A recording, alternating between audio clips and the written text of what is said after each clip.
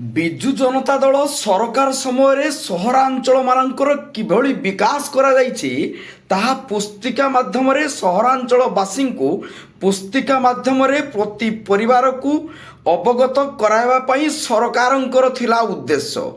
ସରକାର ଦେଇଥିବା ପତ୍ର ଅନୁସାରେ ନୀଳଗିରି ଏନ୍ଏସିରେ 5137 ଗୋଟି ପରିବାର ରହିଛି।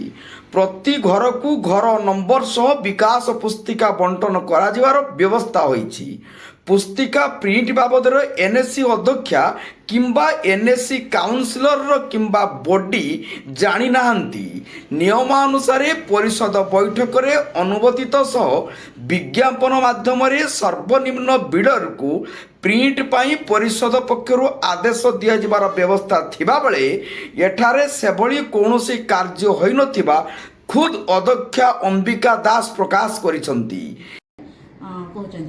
ତେଣୁ ଯେହେତୁ ଏନ୍ଏସିର କାଉନସିଲ୍ ବଡି ଅଛି, ମୁଁ ଯେହେତୁ ଚେୟାରପର୍ସନ୍ ଅଛି ନୀଳଗିରି ଏନ୍ଏସିରେ, ତେଣୁ ଦୃଷ୍ଟି ଆକର୍ଷଣ ନିହାତି କରିବା କଥା, କାଉନସିଲ୍ ମିଟିଂରେ ପକାଇବା କଥା, ତାପରେ ସେମାନେ ବହି ଆଣିବା କଥା।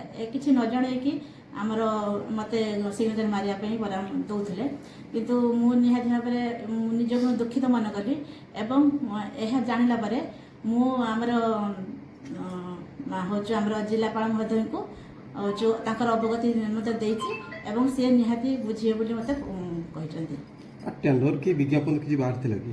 ନାଇଁ, କିଛି ବିଜ୍ଞାପନ କି ଟେଣ୍ଡର କିଛି ସେମାନେ ବାହାର କରିନାହାନ୍ତି। ସେ ମନ ଇଚ୍ଛା ତାଙ୍କର କାମ କରୁଛନ୍ତି।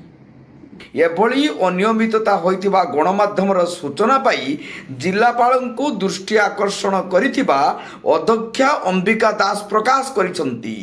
ଏ ସମ୍ପର୍କରେ ଏନ୍ଏସି ନିର୍ବାହୀ ଅଧିକାରୀଙ୍କୁ ଯୋଗାଯୋଗ କରାଯାଇଥିଲା, ମାତ୍ର ସେ ନିର୍ବାଚନ ତାଲିମରେ ଥିବାରୁ ମତାମତ ମିଳିପାରିନାହିଁ। ନୀଳଗିରିରୁ ମନୋଜ ମହାନ୍ତିଙ୍କ ରିପୋର୍ଟ, ଜନତା ଏକ୍ସପ୍ରେସ।